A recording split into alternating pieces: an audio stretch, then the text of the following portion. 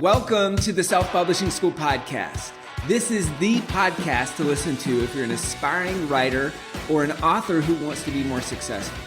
On this show, you'll learn how to write and launch a book successfully, all from the top authors and people just like you who are doing it at the highest level. I'm your host, Chandler Bolt, the founder of Self-Publishing School, the author of the book called Published, and the CEO of selfpublishing.com. For free training on how to publish a book that sells 10,000 copies, go to selfpublishing.com/free training. Hey, Chandler Bolt here, and joining me today is Grace Valentine. Grace is an author, blogger, podcast host, and a speaker. She's the author of the book, Is It Just Me? And her upcoming book, To the Girl Looking for More. Her readers love that she's so relatable. They say her fresh voice helps them navigate their own faith in life, which helps her fulfill her mission to show others that Christianity is an adventure worth living.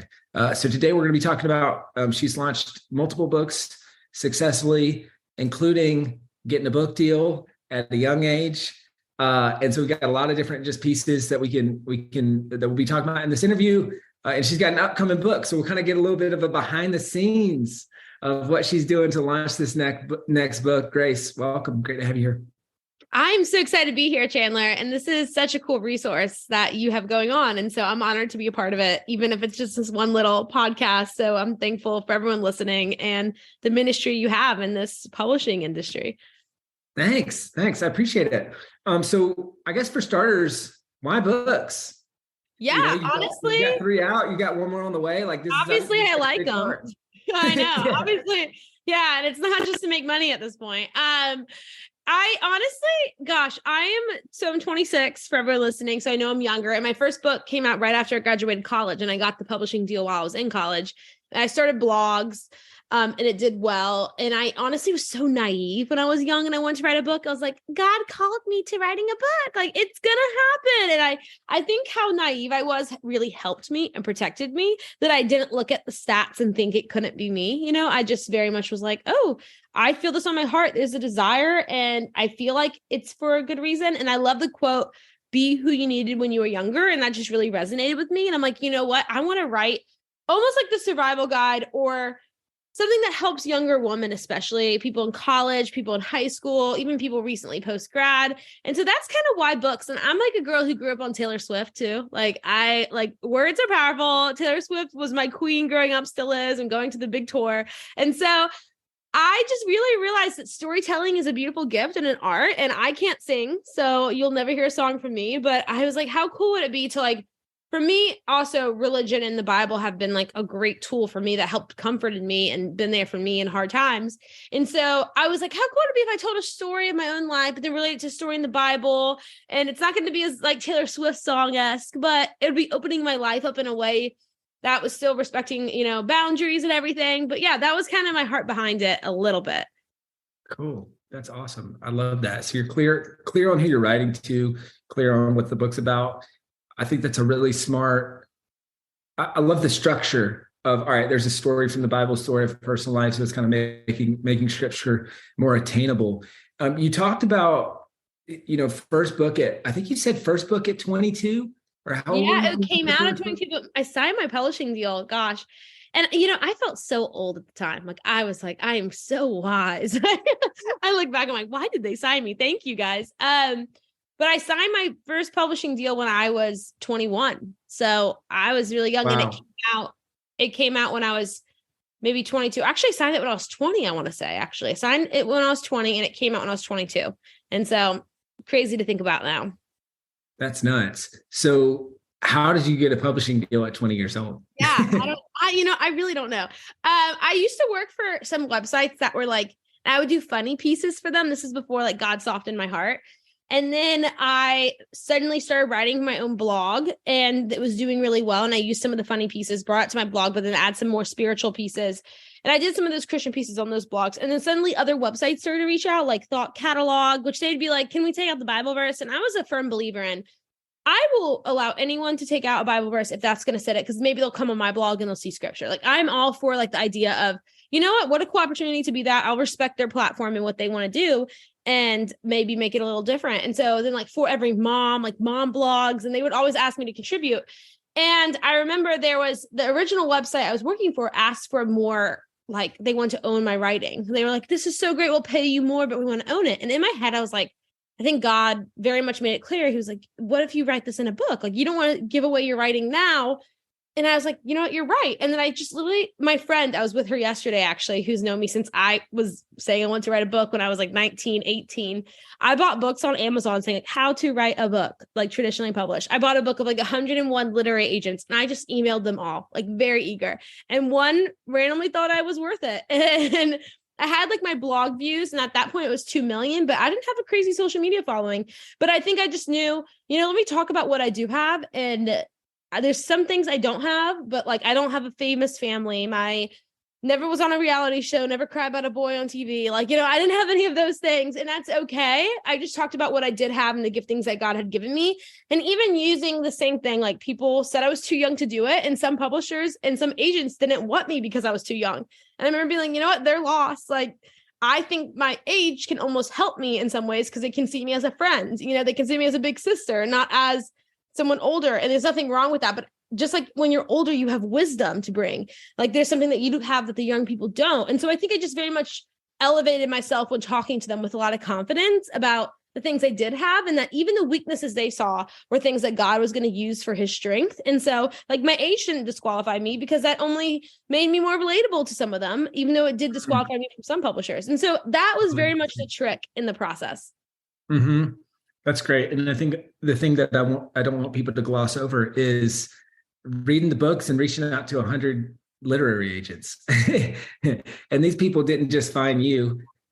You put in the work to get the book in front of people. I think that's really awesome.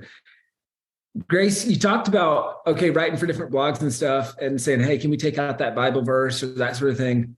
When it came to your book, did you struggle with like, hey, how much of my faith should I put in the book? Should I go, like, was that ever an issue? And what's your take on that? Because I know for a lot of people that like, that's a tricky thing. It's like, all right, do I write an overtly faith-based book where it's like, all right, very clear, this is the book about my faith in Christianity.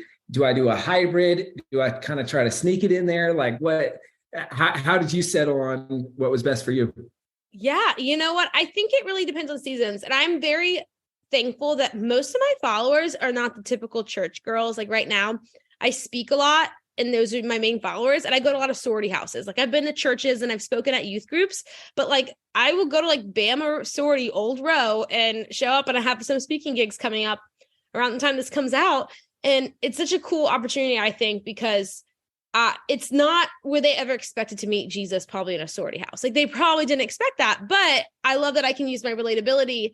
And I don't just immediately say, repent, you crazy sorority girls. But as a former sorority girl, I will relate to them, laugh with them, share a story, and then talk about scripture. And so in my first book, actually, God wasn't mentioned on the title at all. And that was purposeful. It's called Am I Enough? Embracing the Truth About Who You Are. And that book did very well. And it's now even translated into Dutch, which I don't know why Dutch. I don't know if it's because I'm blonde headed and they're like, oh, she's one of us, and I was very excited about that. That was purposeful because I feel like I relate. I grew up in New Orleans, Louisiana, or like the suburbs. I relate to a lot of the people who aren't as much like Bible Belt, like, or people who are confident in reading scripture. I don't want them to think it's going to be boring. And so I'm a firm believer that it is so good to always have arms that are open wide to people from all different walks. But that doesn't mean you need to negate something that you feel called to. My third book was called What Will They Think? And it says 9 women in the Bible who can help you live life boldly. That book I purposely decided because I was like, this is like the big sister of all the other books. This is for the girls who are ready to dig deep into a certain kind of study. And so I think it just depends on the book, and remembering that your first book won't be your last if you feel like you're called to be an author. Like there'll be plenty of times to write a Bible study, to write that. But sometimes also the first book you do write, you have to think of that one, like who is your person? I play a game when I write, and I'm like, obviously I like to write to high schoolers, post-grad, college, but who is like my main target? And I'm like, her name is Mary Kate. She is from, South Mississippi, or she's from Tennessee. She didn't grow up going to church. Maybe she went to VBS growing up, but she stopped going to church. Her parents are divorced. She started drinking when she was 16 and like dated a guy. Like, you know, I try to think of like who she would be and what would she look at on the bookshelves and pick up? You know, what would Mary Kate want? And this isn't based off a real person. This is based off who my niche and my target demographic is. And so, and I'll naturally have Mary Kate's friends who are older or younger find it, but like, that's my heart behind it.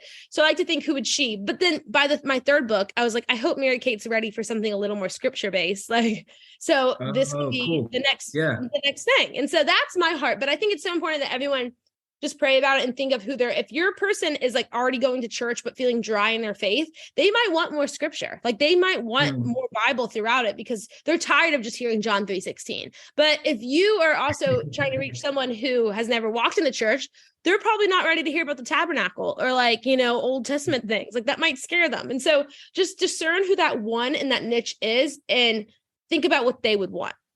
That's great. That's really great. How do you do that? How did you get so clear on Mary Kate, and any tips for people who are struggling with like, all right, I want to write to everyone. Like this book's going to help everyone. Like, how did you get clear, and how can other people get clear on exactly who they're writing to? Yeah, honestly, it was trial and error. Like I started seeing like what my giftings were, because naturally I think a lot of people, and when I first started, I was like, I can relate to everyone, like the young girls, old girls, everyone will come to my page and feel seen. And then I started to just like write more niche things. And that's when my following grew on social media too. I'd be like, I started realizing I've been through sorority rush. Not as many people have in the industry. If it's around August, I know what girls are feeling because I've been there putting on lipstick and an outfit, running around the house, trying to look cute and being so anxious. I remember being like, I'm going to do something for the girl going through sorority rush. And that blew up. That was one of the things that really blew me up. And I think it's because there was nothing else for it. It was something I could relate to. And at that point, I'm like, you know what? I have a heart for girls who are similar to me. Like I looked at my own story and thought, what can I relate to? And so that is very much, I think, how it started when I created that plan where I was like, Mary Kate, like, you know, like this is what she's going through. This is her belief. And so I think it's also important to look at your own life and those little things. Like you grew up as a missionary's kid, you know, maybe you should try to create curriculum for them when they're feeling like there's no one who understands. Like you grew up in a foster care. Like, is there any right now material for people in foster care? You know, trying to think of those things first and then letting God expand it after, and letting it also expand to see, you know, there's also going to be other things that you may not have gone through that you have a heart for. And so I first would try to write for everyone, and I would do broad titles or broad posts on my blog or everything. But when I really started to think like, man, like I care about the overwhelmed college student who's stressed about a final. Like, what can I write for them? That is when I was able to blow up. And so I think there's a quote that says, you can do anything, but you can't do everything. And I think with writing, that's so important. Like you could do anything. Like you could write for little kids and do a fun, like Miss Rachel, like the YouTube, but Christian version, whatever it is. But you can't do that and appeal to the moms because you won't be good at both. And so try to find out who you feel like is your main purpose and letting God expand on that. That's so great. Such great advice. And I think that's an area that a lot of authors struggle is getting clear on that one person that you're writing to. So it's funny. You're talking about the process that we talk about all the time. It's the 4 P's of a best-selling book: person, pain, promise, price. And this person thing. And I love how clearly you articulated that. It's like one person and it's very specific. And so I think that's a great takeaway for people who are listening to this, writing their book. I want to backtrack into. I'm sorry. I want to hear that again. Person, pain. What's the promise, next one? Promise. Price. Yeah. That's genius. Oh my gosh. I feel like that's what I did, but you actually put it in a cool alliteration. I didn't even realize I did that. Very good. That's, I think the fun thing about books is they force you to create concepts and frameworks, where we had always kind of talked about that. But when I was writing, this is the second edition of my book, or one of my books. And I was like, all right, there needs to be a framework where people just remember that, like it's memorable, right? And so the person is who's the one person that you're writing to. And I always recommend like it's a person that you actually know in your life. And then you write them. What's the pain that they have that they know that they have? what's the promise that you're making through this book? And then the price point's pretty straightforward, depending on the book and genre and all that stuff, right? And so I love that you articulated that and you did that so clearly. And I can imagine that's how, probably part of the reason you were able to get a book deal at such a young age. I want to backtrack into that a little bit. Did you do a one book deal and then it did so well and they said, hey, we want to sign you for more books? Was it a multi-book deal from the start? How'd that work? Yeah, it was a one book deal. They're like, we'll give this girl one shot. And I was lucky to get that shot. And I remember, what's interesting too, I always joke, I had almost the same amount of pre-orders that I did when my following grew and for later books, because I just was full on, like, I'm going to give this my all. And everyone around me supported me. So I think there's something so beautiful about that, of that first chance you get and focusing on that message and not giving up. Like, don't think you're oversaturating your feed, like focus fully, like give it your all. And like, that's the book that's published in Dutch now, and I published a lot more books with more following, but that book that I did in my college house with 7 girls, like that's the one that is able to keep going. And the other ones have done well, but I think that's like the beautiful thing of all. But yeah, just a one book deal. And then I think they had a second book option. So they technically were willing to talk about one, but they weren't banking on it. That's for sure. And so did the first one just sell so well? That's why they wanted to take up the second option? Or? I sometimes I talk like I know a lot of this stuff, but I'm still learning the terminology. But I do think like their predictions, like in 6 months, it outdid their predictions, which is a big deal. Granted, their predictions weren't that crazy. I think naturally you write your first book, you're like, I can make the New York Times. Like, I know it. Like, and I was like, oh, my predictions were done. They go, you're actually doing really well. I'm like, oh, really? Like, I was like, I was disappointed, but okay. Like, and it took me a while. I was working a full-time job. I was struggling in post-grad. I was struggling with bills. Like, and I think anyone in the book world knows it doesn't immediately just pay you like crazy, if anything. Like, you're still juggling. Now speaking has become a great resource for me to do alongside my book, but I waited another 1.5 years, if not more, till I even submitted another book deal when they were asking for it. They're like, have you thought about another book? I'm like, I don't know, I've been busy. And it's cool because I think I needed that time to wait for my next message. I needed to like grow in a lot of areas.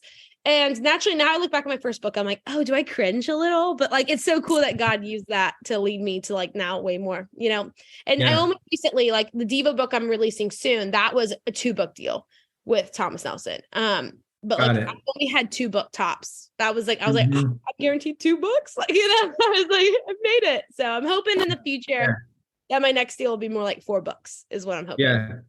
And the 2-book deal, is that 2 devotionals? Is that the What Will They Think? And then To the Girl Looking for More? Yeah. Or was and it? What Will They Think was technically not a devotional, but it was more of like it was a trade book, but they knew it was going to be more Bible for me than normal. And that was the purpose. And my devotional is, I look at it like, it's like almost like all 3 of my first books were question titles. And that was purpose. And I'm like, What Will They Think was kind of closing it out. So first was, Am I Enough?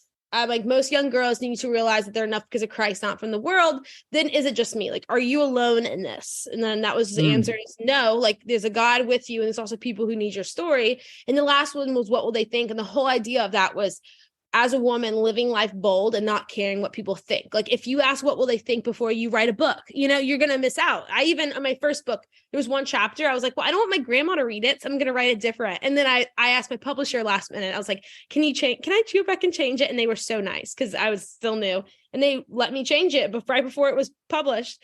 And they're like, yeah, we agree. I'm like, wish you would have told me earlier, but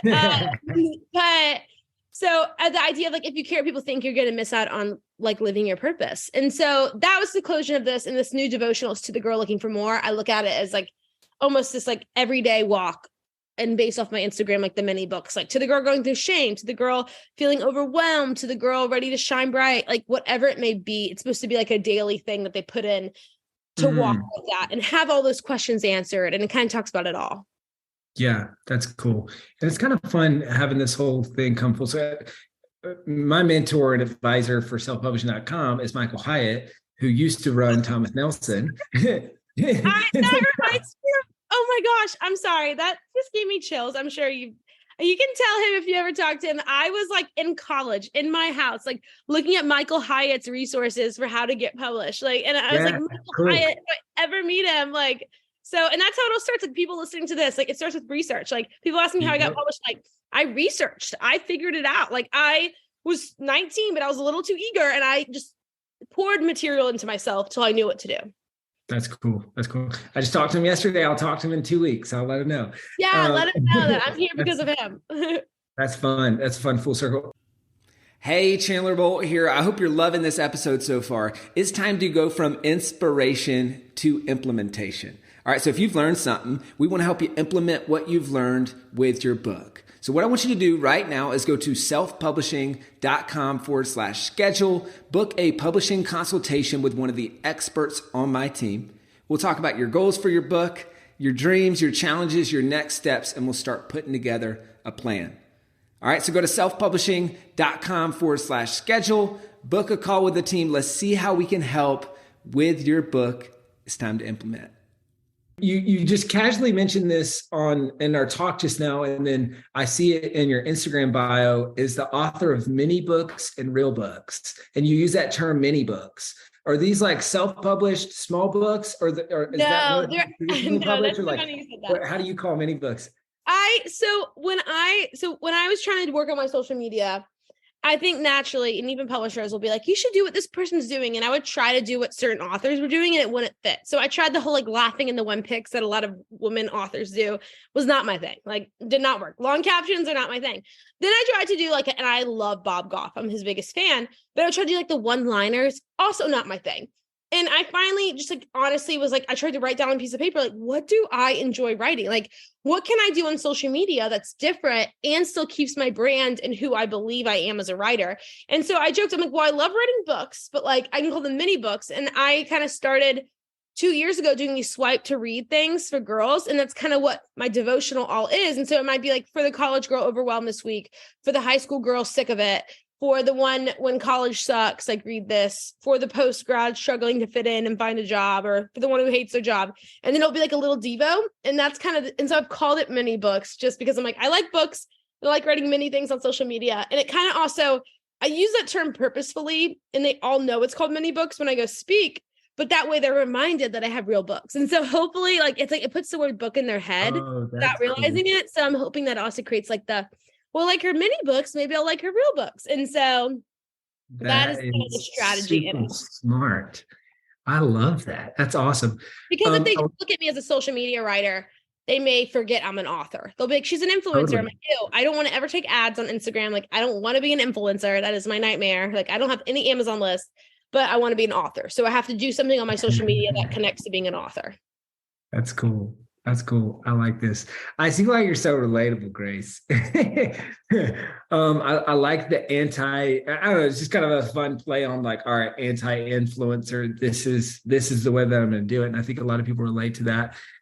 I want to talk about your new book, but I also want to cue in on, so you mentioned speaking after the first book, and hey, I think a lot of people know this, the book's not going to make you rich, but it could, we always say it's like this key that opens the door to Narnia. It's this world of opportunities that exists for published authors. And that place is magical. One of those things is speaking, right? So did you start getting speaking gigs after your first book? Did that pick up after multiple? How is that the main revenue stream today? How does that work with the speaking in the books? Well, also, so the best thing about me is I've learned I always have multiple streams of income. So part of me is I still will randomly babysit. I'm 26 years old. Some of my friends are having babies. I'm I'm not better than a Venmo, $100 coming in, I still randomly substitute teach. And it also helps me. I do it once every 2 months because I get to see high school kids and what they're thinking of. And it keeps me aware. But speaking is how I make the most revenue besides those two things and what helps keep the bills. After my first book, I'd get some requests and I honestly knew nothing about it. So I was like, ooh, yeah, I'll go anywhere. They're like, what's your fee? I'm like, I didn't really know. And then I was working at a church at the time. So weekends were hard and I was a girls minister. And that also gave me good practice where I was able to practice on people locally, for free. And I think that's made me a better speaker. And I got to go to this thing in Nashville called SCORE, which helped me develop my speaking because my church sent me there. Really cool thing. I highly recommend it. It helped me learn more about basically what I'm talking about. But finally, I think I would do some. And then after my second book, it picked up a lot more. And as my social media grew, and as I also started thinking about my niche, and I I've been able to get more speaking gigs. So when I started just focusing also on the college girl, now groups know Grace is good with college girls. So we'll send her to this college ministry. We'll send her to, I go to sorority houses and they pay me, and how cool is it that a secular organization is paying this Christian Yahoo like to come up? And I still do like youth groups, youth ministries, women's ministries, all that, or even colleges sometimes will pay me just to talk about social media tips. And then I'll sneak cool opportunities. I just think that was kind of always, that kind of just developed naturally. But the one big thing that has helped me, and as it became more than I could handle, and I'm really bad at negotiating. That's why I love having an agent. Like I will just sell myself short sometimes because I want to say yes. But one of my friends started answering, and it's like people, I'm like, she's my manager. Like it's really just my friend. I've noticed since we were 16. Yeah. She makes 10% of my speaking gig fee. She negotiates it so she can help like understand, because sometimes it's like, if it's a big sorority, I'm going to want to say yes, no matter what, because what other better marketing for a new Devo book than sitting at a sorority house to very cool girls who might end up posting it. Like that'd be great. I want to say yes, but also I have to respect myself as a speaker and as a businesswoman and as someone new in the industry and as a babysitter, like, that I need the money too. And it can't be free. And so she deals with that. She negotiates for me and then she gets 10%. And I think that has been such a great system we have. And it's someone I trust. And I think sometimes in the field, it's so easy to start thinking like your first hire has to be someone so qualified because you don't know everything. And I'm like, it just has to be someone you trust. Like Haley is someone that I trust to answer my emails. Like she's got my back. She knows my heart. She knows my ministry. She can learn everything else. Like we can both learn together. But knowing that the person answering and talking to these people is someone who knows me as a friend first and as a child of God, like that means more to me.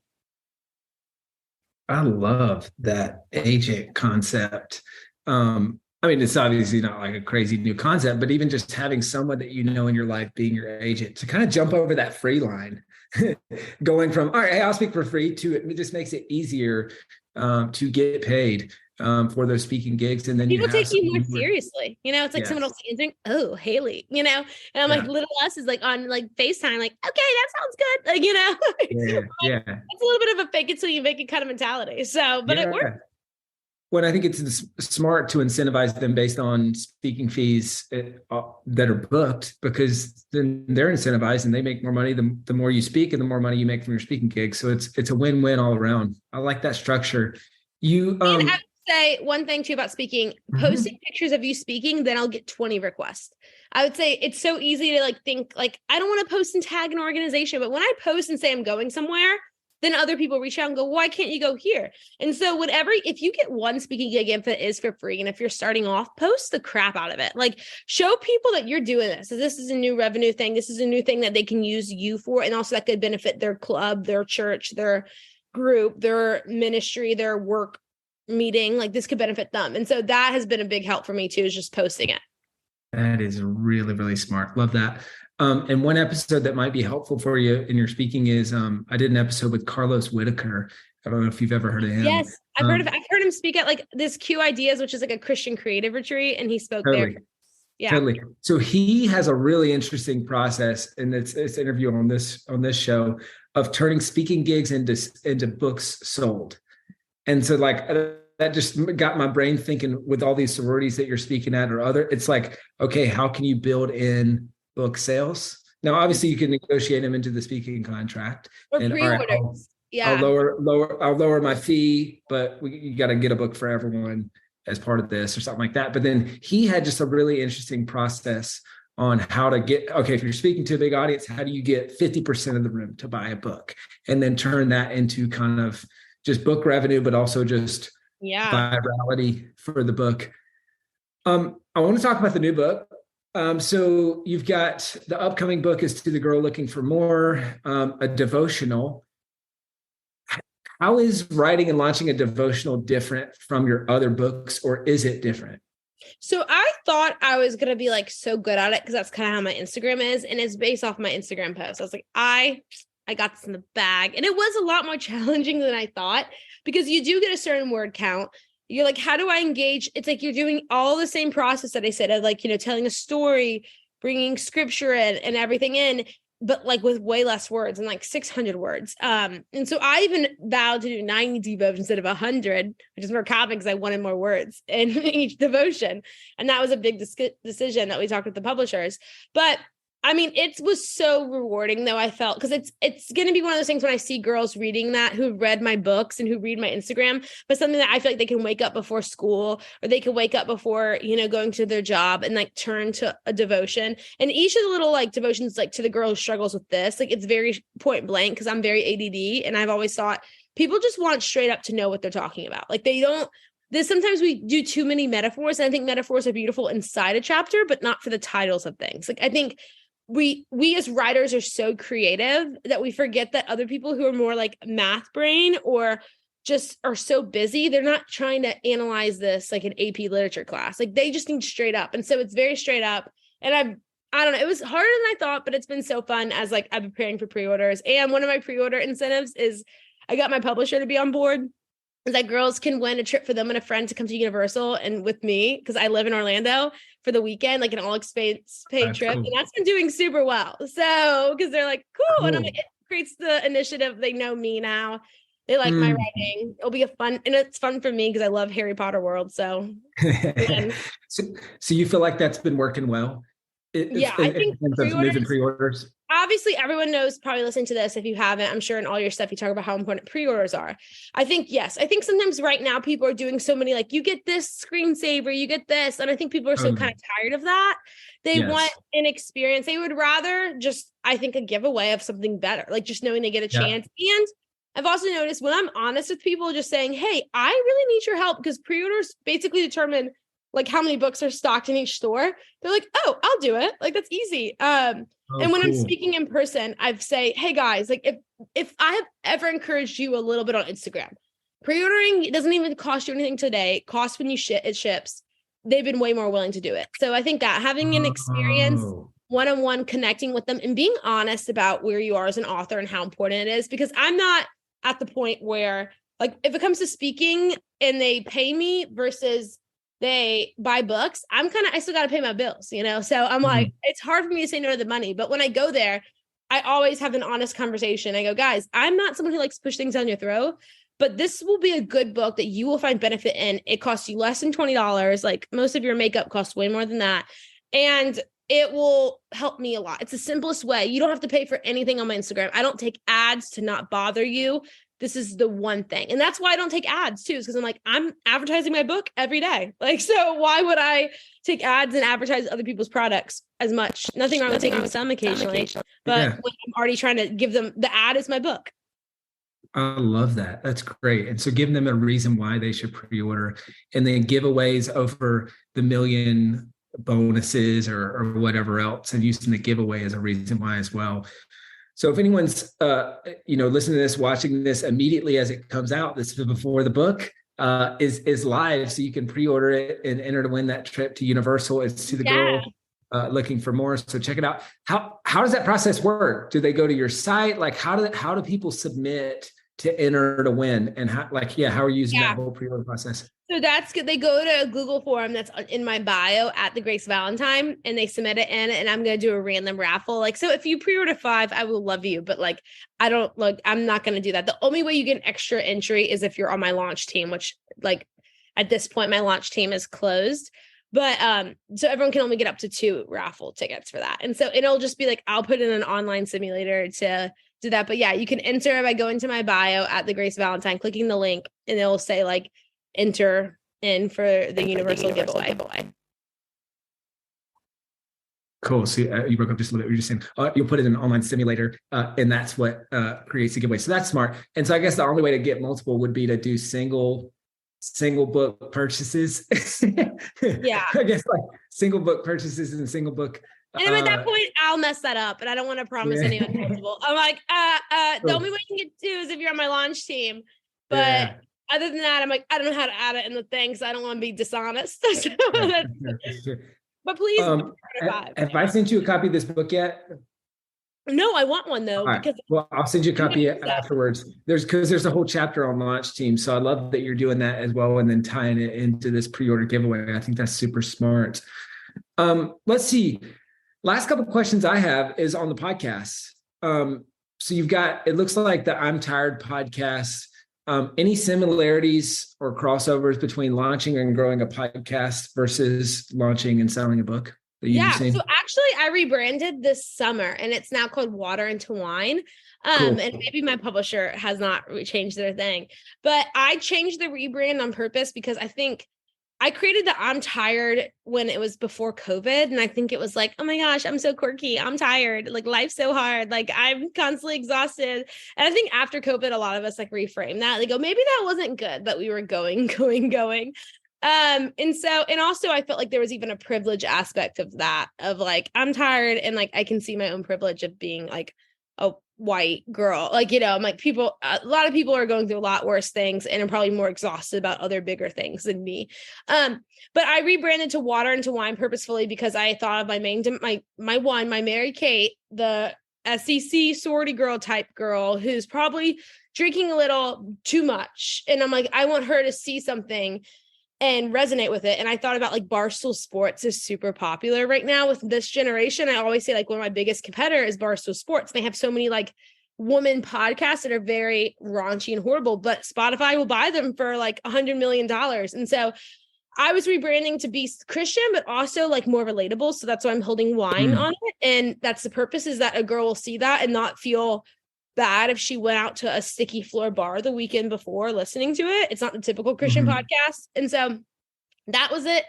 And we probably try to do it. It's me, my friend Ketley. I also add a co-host because I do so much alone that it's just as me as a friend. It's better for my friend. And what's cool is Ketley comes from a way different background than me. She's Haitian descent, beautiful, amazing. She's one of my best friends, but it also gives me someone else to learn from in that, and it makes it more of a conversation. So those are the two things that I thought as I rebranded. But when it comes to promoting it, I mean, you can do better at like crossing the brand, but I've tried to do similar titles that go well in my mini book. Like there was When You're Overlooked that did well. And so we did a podcast episode on that, but we did a more relatable tone. It's not the same thing I'm going to do in a devotional online on Instagram. It's going to be more storytelling, but I can look at what topics worked on there and replicate it there, but make it more personal because it's a podcast where it's my voice. And so that's kind of how I promote it. That's super smart. That's great. And I love the testing ground. It sounds like podcast episodes and the mini books can be kind of the testing ground of content for what ultimately gets included in your traditionally published books. Exactly. That's exactly my thought process. That's awesome. Well, Grace, this has been fun and very informative. Where can people go to pre-order the book and to find out more about you and what you're up to? Yeah, they can either go to my Instagram at the Grace Valentine, or they can go on my website, www.gracevalentine.org. I'm not an organization. It was just cheaper that way. So I don't think I'm like, there's a big group of people. And yeah, you could order To the Girl Looking for More on anywhere books are sold. You should pre-order it and enter my giveaway, and you can enter the giveaway on my Instagram bio. And I have a retreat coming up too in May. So if anyone knows any college age girls, signups are about to close at this time this comes out. And so you'd love for them to come. If like college age or recent grad, it's called Purpose Retreat. And that's also on my Instagram, all the information. Awesome. Well, check out the book, To the Girl Looking for More. Pre-order, you can enter to win. I mean, you've got to be on top of this episode and do it immediately. Otherwise, you can just buy a book. You're not going to Harry Potter World with me, you know? Your loss. Bummer. All right. Hey, Grace, this has been awesome. Thank you so much. Thank you. Thank you so much for watching or listening to this episode of the Self-Publishing School podcast. I know there's so many places that you can be spending your time. There's other podcasts that you could be listening to, YouTube channels that you could be watching. So thank you so much. It means the world. Now, I want you to do 3 things right now if you found this episode helpful. All right, number 1, I don't know if you know this, but we've got a YouTube channel. It's a companion channel to this podcast. All the video versions of the episode are on the YouTube channel. So number 1, subscribe to the YouTube channel. Number 2, if you're listening to this podcast wherever, whether this is Spotify, Apple Podcasts. Number 2, I want you to subscribe to this podcast right now so you don't miss a future episode. And then number 3, this is probably the most important, leave a review on the podcast. All right, reviews are super important and help the podcast get discovered by other people. So number 3, leave a review on the podcast. Thank you so much. I'll see you in the next episode. If you're on the fence about scheduling a publishing consultation call with my team, maybe you're not quite ready for that, I've got some free training that I think will be really helpful for you. All right, all you have to do is go to register to sign up. Go to selfpublishing.com/free training. When you do, you're also going to get a free digital copy of my new book published. And on that training, you're going to learn the next steps of how to implement with your book. So how to write, how to publish, how to launch successfully. So go to register right now at selfpublishing.com/free training. I'll see you there.